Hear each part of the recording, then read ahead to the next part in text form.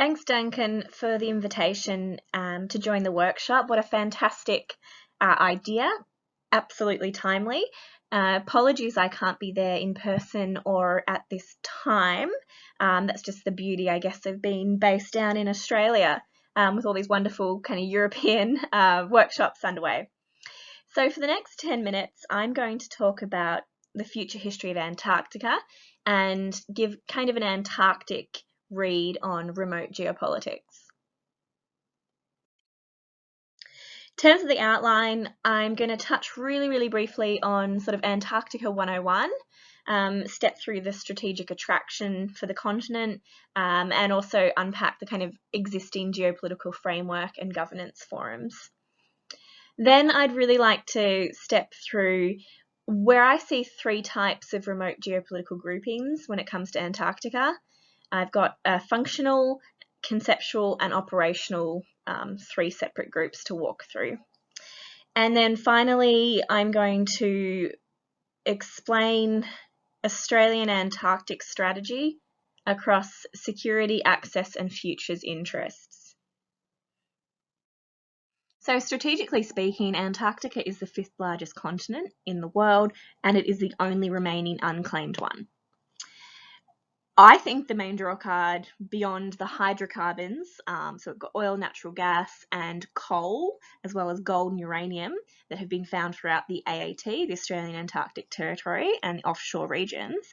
We've got 70% of the world's fresh water is locked in the ice sheet. But it is also, if you kind of flip the globe on its head, you can see that it is a continent that offers strategic basing that is unparalleled. So it links the Atlantic, the Pacific, and the Indian Oceans together. And we know this is what was originally of interest to the Soviet Union and the US back during the Cold War. So the Antarctic Treaty System is a collection of agreements basically underpinned by the Antarctic Treaty itself, which in 1961 came into effect. What this did was, on the map here, which I think is the most simplistic kind of way to highlight what's at stake in terms of territory, it allowed for the 7 territorial claimants listed there, Argentina, Australia, Chile, France, New Zealand, Norway, and the UK, to basically have their claims frozen. The US and Russia have also had their rights to make a claim at a later stage also frozen.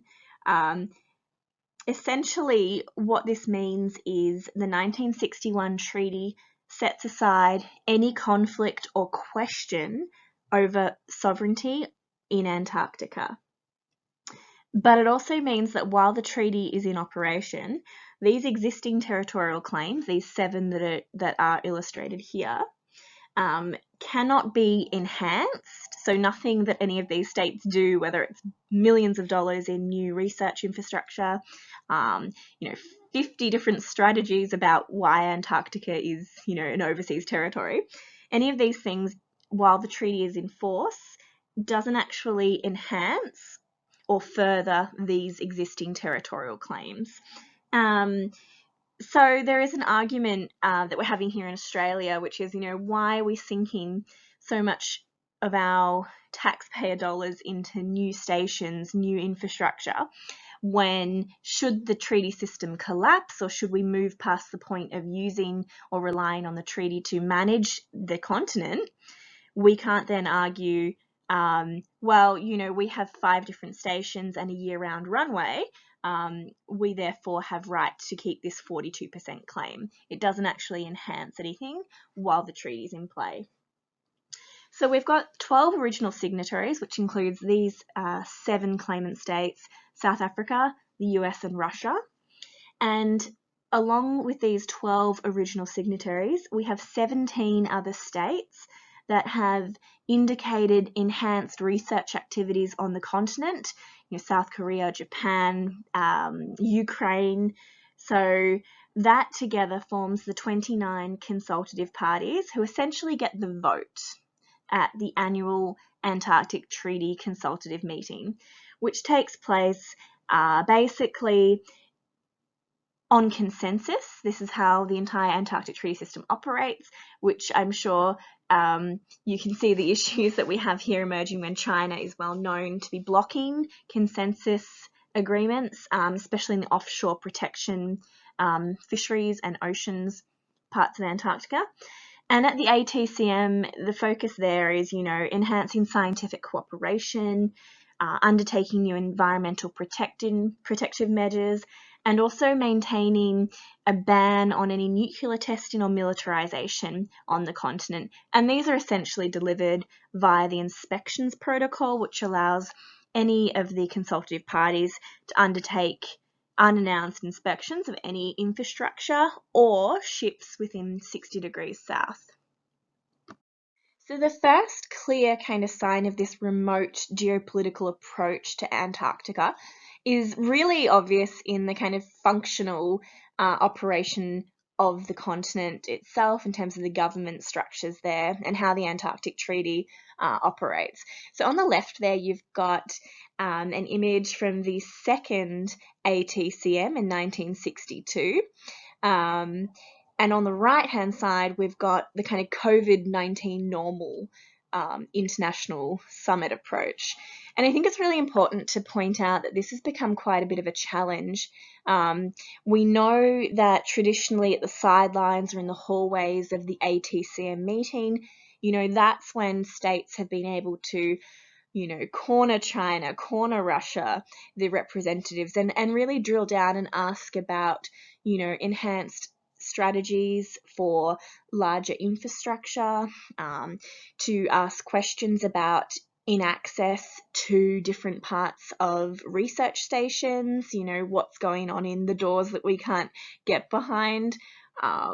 It's also, I guess, a new way in which we're having to functionally approach diplomacy in Antarctica.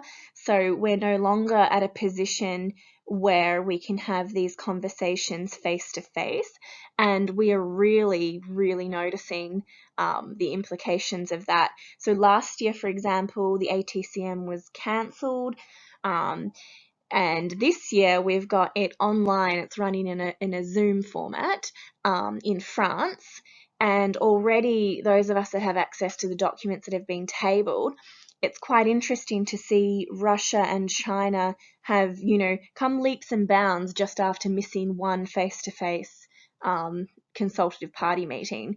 There's some really interesting strategies that have been tabled, questioning, the utility of applying new maritime protected zones without undertaking scientific research first. And that's often used by Beijing to kind of frustrate and slow and stymie the process of enhancing existing maritime protection zones. So here we have this kind of conceptual face of remote geopolitics in Antarctica. And these are just a few of the key headlines that we have. Australia has a real focus because of other domestic concerns ongoing at the moment with what China is up to in Antarctica. And this is primarily because 4 of their 5 research bases on the continent are in the Australian Antarctic Territory. And the 5th one's under construction. So these kind of concerns all are big picture, kind of pie in the sky, what if questions. How long will the treaty system last? Is there anything we can do to bolster it? These are the kind of questions that are in our news media, especially here in Australia, every other day. Which is quite interesting because on a conceptual sense and in conceptual basis, most Australians don't really think about the Australian Antarctic Territory. It's quite out of sight and out of mind. Our government isn't, too heavy on enhancing Antarctic strategy. I think that the Australian population would have a few issues with the kind of, well, what are our taxpayer dollars doing if we're not able to enhance, social issues here at home? Why bother abroad? It's also a kind of a Australian political psyche, I think, that we don't really think of geopolitical or security issues beyond our 4-year election cycles, and anyone who follows Australian politics will kind of have a chuckle when we talk about having one Prime Minister for an entire election cycle. We're well known to kind of switch them out every year or so. But this means it makes it really hard to have any long-term consistent strategy and conceptual understanding of what's at stake in Antarctica and what we want to do with the Australian Antarctic territory. Another point of this kind of conceptual challenge in Antarctica is the 2048 debate. So those of you who are familiar with Antarctic politics will kind of have a strong response to any news media coverage that talks about the treaty system ending in 2048. We know this is not the case. So in 2048, a legal provision of the Madrid Protocol, which is basically the ban on resource extraction and mining in Antarctica. In 2048, a window opens in which 3/4 of the consultative parties are required to agree by consensus to open the window, to either the window is basically to modify or to change or to remove the ban on mining in Antarctica. And then once 3/4 of the parties have agreed to open the window, you need to actually have consensus, so everybody agree to whatever changes are going to be implemented. But in many ways, this is seen as kind of a remote, challenge and problem for 2048, so we'll deal with it then. And the big issue, I think, here is with 2048 is the discussions need to be happening now, even if they're informal on the sidelines at the ATCMs, which again are much easier when you're in person, to really get a sense diplomatically, what are consultative parties thinking? Are they happy with putting the ban on resources, into the future, or are they looking to have it modified? And I think we know where China falls on this spectrum. They're very interested in opening and lifting the ban. That is not in Australia's interest, and here the Australian interest is, well, the majority of those resources are within the Australian Antarctic territory, but we aren't able to control how those resources are extracted because we haven't dealt with the issue of sovereignty yet. So that's the key kind of problem that we have here. So the final aspect of remote geopolitics in Antarctica is absolutely this operational sense, and first of all, I think it's really important to point out absence in Antarctica has been part and parcel of how science has been undertaken, and that's the kind of the ironic part, because the treaty itself says that human activity basically can be undertaken anywhere on Antarctica if it's in the name of science and research. But increasingly, with technological advances, we're able to conduct this science and research without physically being there. So it kind of does call into question, well, why are we expanding the number of research and scientific infrastructure and facilities on the continent if we can have satellites and if we can have these Antarctic weather stations, beaming back the data? Why do we need stations that can sleep 100, 200 people for a summer expedition?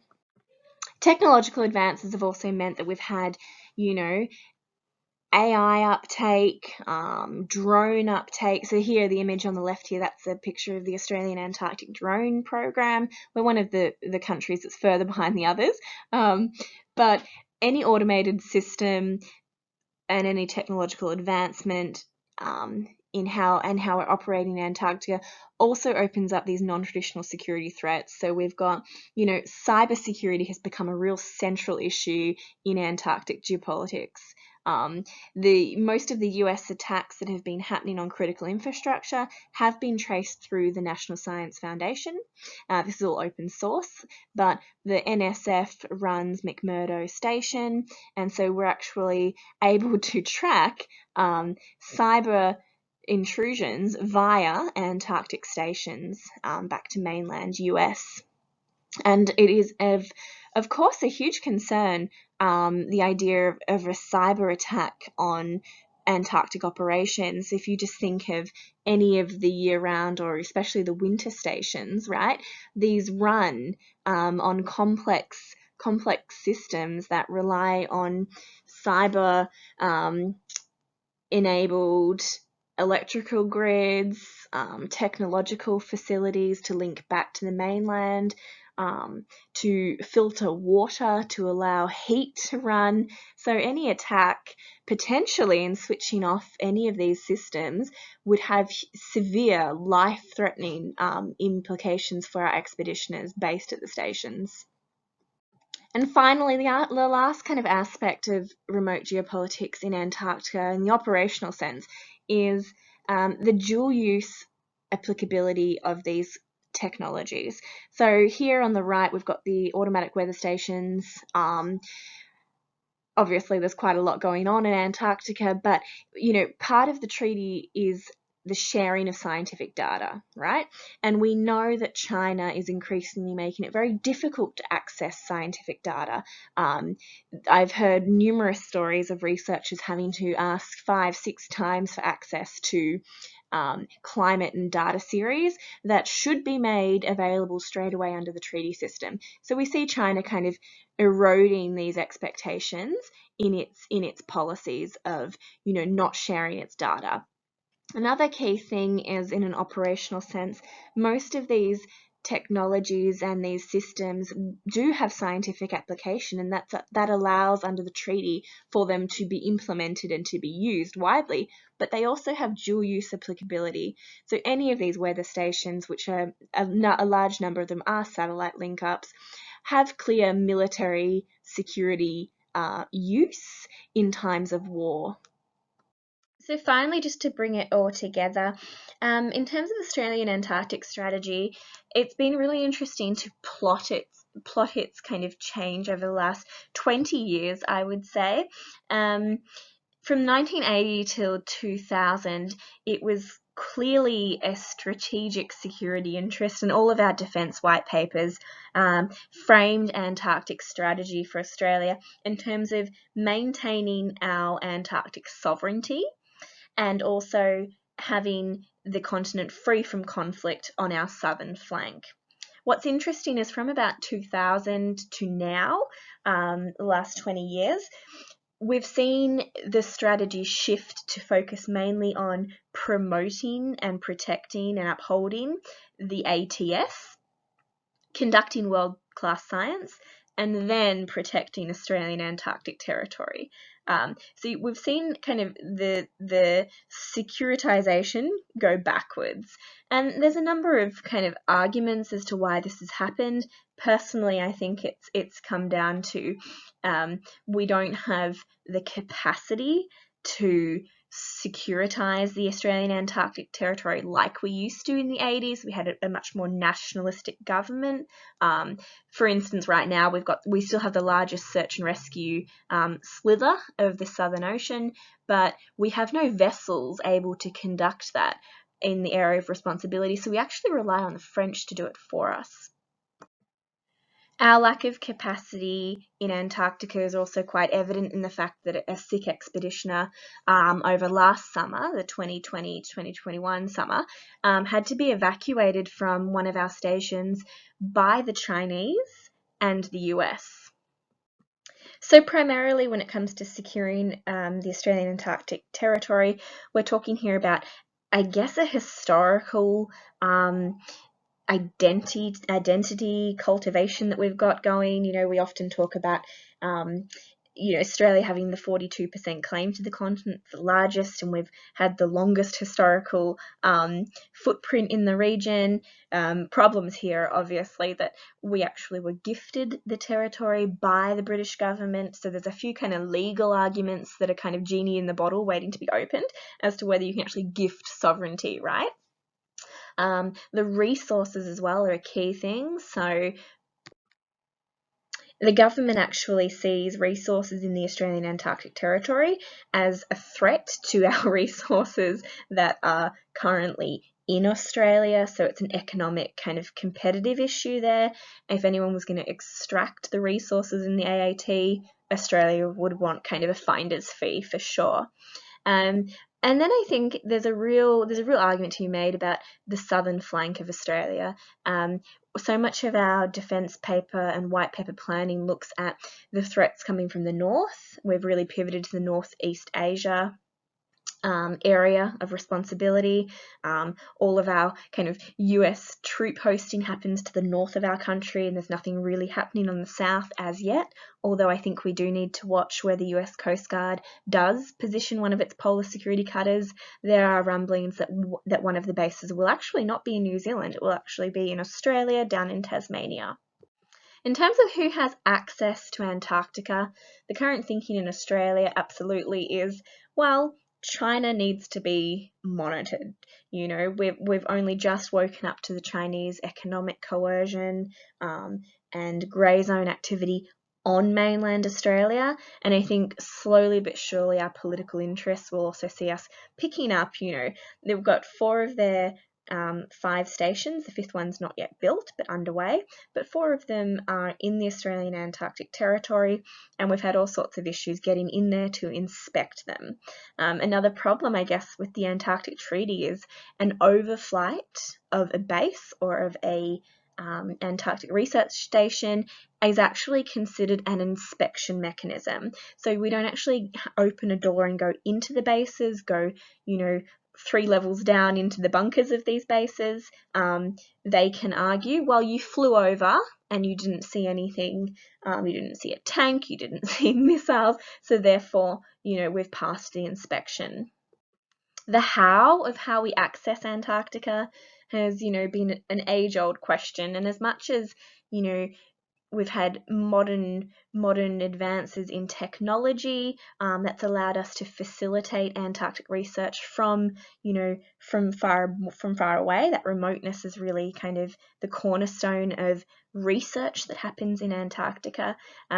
We are going back into the question which arose in the 1970s for Australia, which was we need to look at a year-round runway to facilitate year-round uninterrupted access to the continent. And the ideal place is just outside of Davis, so just in this region here. And in the 1970s, the Army and the Air Force here in Australia undertook quite a bit of research into how we could facilitate year-round access. That region there is primarily ice-free, has quite fine weather, so that that's the ideal basing.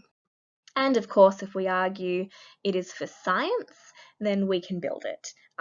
Another part of the treaty, I think, is, so long as you can smack science or, scientific research and environmental research on a project, there's nothing really that can be done to stop it from occurring. And all Australia needs to do is present a comprehensive environmental evaluation, but that is not something, whether or not this infrastructure is built, is not something that is voted for by consensus. It is our right as a consultative party, so long as we basically promote and give the paperwork. How Australia thinks in terms of the extreme nature or extreme remoteness of Antarctica is quite interesting. The extremeness, I think, is more sharp in terms of climate change. So we are seeing change in the continent, but this melt is also, it's really interesting how states like China are using climate change to enhance their own positions in Antarctica. So they're arguing, we need more bases, we need year-round stations throughout the continent so we can follow and study climate change. How disingenuous this might be, I guess we won't know until 10 or 15 years. But I think if we follow what China does elsewhere in the world, I think we've seen quite a few precursors to be worried. In terms of the futures and the issues on the futures and the horizon that Australia worries about, I absolutely think it's the kind of grey zone policies and ways in which these are exploiting the Antarctic Treaty System. And this isn't just China and Russia doing it. I mean, Australia does it as well. The US does it as well. But it's all about, following what China is doing at the moment around eroding consensus. The ATCM that's coming up this week in France, if anyone's read the documents that have been put in the depository, although they will also be made public, I think, in the week following the ATCM, it's quite interesting to see China's paper on scientific research, and it basically says, we cannot be making more protected maritime areas in Antarctica until we've conducted the necessary science, i.e. we need more scientific research to make the case that this needs to be protected, that this area needs to be protected. And for many of us, we see that as a frustrating and a stalling mechanism that Beijing uses elsewhere in the world. Of course, they're able to undertake hydrographic research. They're able to essentially drill for oil in the Southern Ocean, so long as they can smack science on it and say that they're just, researching the hydrocarbon resources of the region. And we know through, Professor Anne-Marie Brady that they have entirely mapped the Southern Ocean south of 60 degrees and Antarctica for its resources. And I'll just finish up on one more kind of really interesting grey zone activity in terms of the future of Antarctica. So there is a paper that has been submitted to the ATCM in France by Russia, and it is essentially a report of a, quote, informal group, unquote, of consultative parties who have met bilaterally, trilaterally on the sidelines to discuss the future challenges facing the Antarctic Treaty System. Now, what's really interesting about this group is that it consists of 18 of the 29 consultative parties. So that is, over half of the voting consultative parties for the Antarctic future. A part of a little club started by Russia.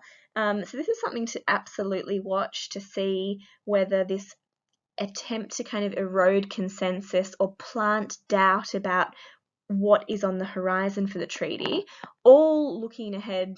We see that Moscow wants to reduce and relax some of the restrictions that the treaty has put in place. This is really, really interesting to keep an eye on.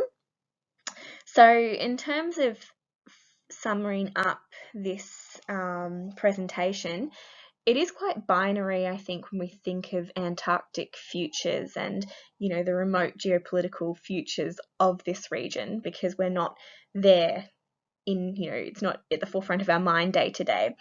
But we do think quite black and white. It's either, will the system collapse and we'll have, a new great game for Antarctica, or will states get together to, bolster and promote the ATS because it's kind of the best answer. It's the best solution we have. Everyone's more or less happy.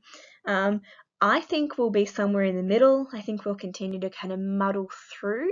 And I think the ATS will continue to exist. I just hope that we can elevate diplomacy and the traditional kind of calling out activities that we don't agree with or we think aren't permissible or aren't heading in the right way.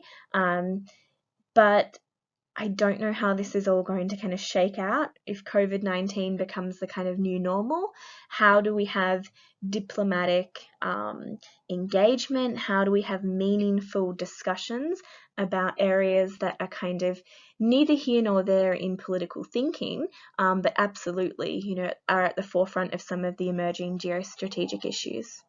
Thank you.